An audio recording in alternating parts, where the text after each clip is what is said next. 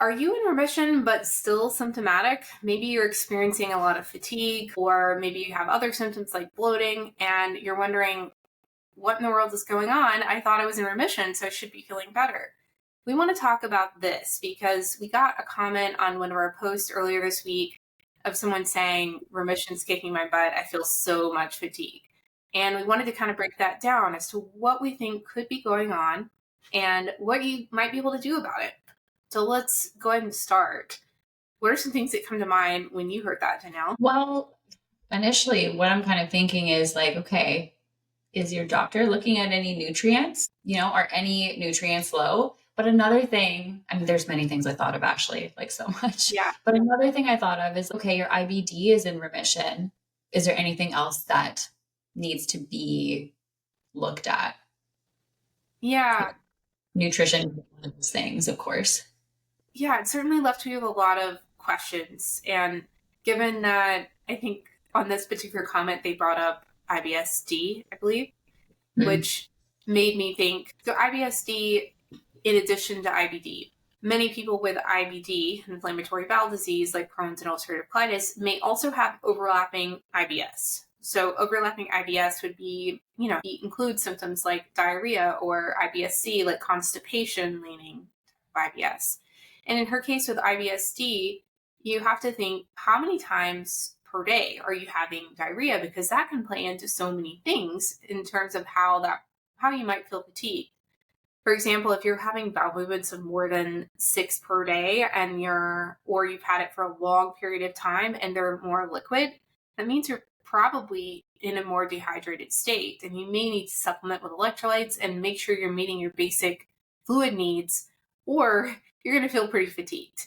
And that's the very first thing that came to mind when I saw that. But then the other side of that came to mind, just like you said, Danielle, is anybody looking for the right nutrients? And with IBD, you are more prone to a lot of nutrients being low that are very important for inflammation regulation, that are really important for energy and making sure you're feeling your best. They're involved. A lot of nutrients are involved in several different processes in the body, and when they're low, for things like vitamin D, iron, zinc, B vitamins, they all can show up as fatigue. And so it is important to know, what is it? Is there anything that is low, because it's so common in IBD? And then how are you going to supplement with those things to bring levels up? Other things I think about too is, if someone also has IBS, is there a decreased tolerance to food that they're having? And, obviously it sounds like, if you are going to the bathroom frequently in your day, things aren't sitting well with you, it's running right through you. Of course, someone is going to be fatigued. That's what I think anyway. So are you eating enough? Can we find ways to, find those foods that are going to work for you? Do they need to be manipulated in any way? Does your gut just need extra support? Yeah. You need more healing time and more time with improving tolerance to foods. That's what I'm wondering. But also, I'm like, is there anything else going on? Because again, what I'm thinking of too, Ashley, is maybe a little bit of myself, in that I went undiagnosed with celiac disease for such a long time. And I'm just like, why am I so fatigued?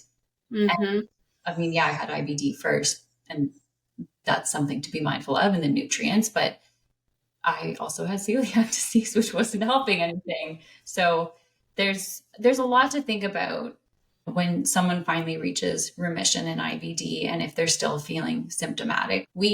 We're always like thinking about like things we could strategize with, if you will. Yeah. And I feel like energy is sometimes the thing that people are often like, well, I can just live with it. It's a part of the process. But I also feel like, in my own experience in private practice over the last 10 years, that's the thing that improves the most when we work with people. And so I've just started to really realize like how important it is to make sure you're turning over every rock, to make sure like it is important that you feel energized. It's your body's way of telling you sometimes that you need something more. Even tools to help with reducing the diarrhea. Like, a lot of people, maybe because we have IBD and get used to feeling a certain way, we sometimes symptom relief seems so inaccessible, but really and truly, that's what you and I do all day, every day, is give people tools to help reduce their symptoms. Yeah. I don't know. I refuse to believe that someone is going to be stuck at like a 20% battery for the rest of their life. You know what I mean? Like, no, like, let's get you up to like 70, 80% battery.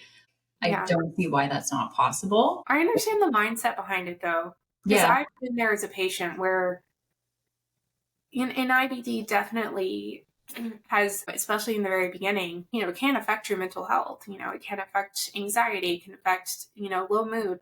And that alone can make some of these things feel inaccessible, and you can feel more stuck in them to where you just don't see the possibility. But as people who get to witness a lot over the last 10 years working with IBD patients, I think, we've seen so much that we really want everybody to be able to have tools, to be empowered and to change things for themselves with those tools. I think a lot of times people will only think of nutrition and diet and IBD as very linear, very like, this is good for IBD, this is bad for IBD. But where we, I think, try to change people's minds is more looking at the bigger picture, like, how can you use nutrition to improve your quality of life, how you're moving through it, to improve your energy, to decrease your symptoms, to reduce your risk. That's how we view it. And so I think when we work with people, we're more about providing the tools to help you for the long term and not just the next moment. Because I think when you're in the thick of it, you're just thinking about the next moment.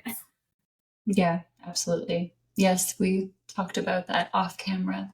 Yeah, you do forget that when you're in a rough spot, that there is a chance for improved quality of life out there. Yeah, there is hope. And I hope that people can find that within themselves and at least explore other options, at least take the first step towards figuring out what that could look like.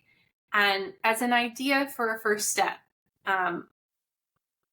check out some of the ebooks that we have, check out some of our other YouTubes where we talk about this if you need to feel less alone and just sort of think through it all. The YouTubes, I think, are great for that. But if you need actual tools and you're ready for that, some of our ebooks are really excellent at breaking down step by step. This is what you do. Like these are some ideas for where to start. And of course, that might not be enough for you. You might want to work with one-on-one with somebody, and that's an option as well to actually get more customized to you stuff. But, fatigue is the number one thing that people talk about, experience with IBD. It's the number one symptom, like over everything else that's across the board, everyone with IBD experiences.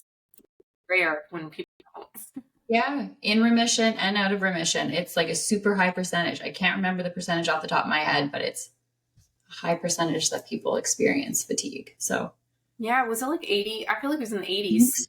I think so. Yeah, so if you are experiencing that, like, you're not alone. This is something that is very common with IBD. And I think what makes it common is that we're more prone to nutrient deficiencies. We're more prone to malnutrition. Those are two things that can link with fatigue big time. We're more prone to be more restrictive with the diet and not just not get enough, but also maybe not have the right balance of things. Maybe people are getting enough in one category, but maybe not getting enough of something else, like, fiber, protein, whatever it is. There can be areas that can be depleted that can play into malnutrition. So all of this to say, there's a lot that can be done if you're still experiencing symptoms in remission. There's a lot that we think about that we can process and further look into to help decrease those over time. And understanding too, it doesn't happen like that, right? Like you don't see something on Instagram and try a strategy and expect it to work in a day or even a week. Yeah, it really is something time. I'm not a patient person, but meds are like that too. Meds are not immediate. Like we always forget, some meds, like if you have a headache and you take a med for the headache, maybe that's immediate. But if we're talking about IBD meds, they're not They're not quick.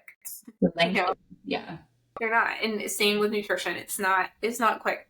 Although sometimes we get people that are like, oh my gosh, like I wish I would have found this 10 years ago. We do hear that sometimes too. Sometimes people do experience it fast, but we always set the precedent that for a lot of people it might take, months, like, 3 months before you are able to really reap the benefits, especially with nutrients like iron, for example, or vitamin D. I think I've experienced when people take it, they're like, oh, this is linked with fatigue, so I take it and I'll start feeling better. But your levels have to rise. Like it takes time for your levels to rise. Well, yeah, and like be at a more optimal level, right? If you're 1 point above the range of vitamin D, like, you may still feel fatigued. Yeah. So, Yeah. And I think the other complicated factor of all this is your providers might not be running labs. And it's right. not always because they're not thinking about it, but just with our healthcare system, with how rushed everything is, sometimes it's just not something that happens. And so a lot of times you do have to advocate for yourself to get those labs run and to make sure that your levels are good. And sometimes that might require knowing what to ask for. I know when we work with our patients, we're always giving them like, here's a list of things to ask for. And if you don't have a dietitian and you aren't ready for that, in our ebooks we list those as well. So make sure to ask for those things, because they don't always look for them as frequently as we would hope that they would. But yeah. All right. I hope this was helpful for everybody. So if you're experiencing fatigue, make sure to check your nutrients, to make sure you're getting enough overall, to make sure you're hydrated and have electrolytes, and work with a dietitian if you need to. All right, take care.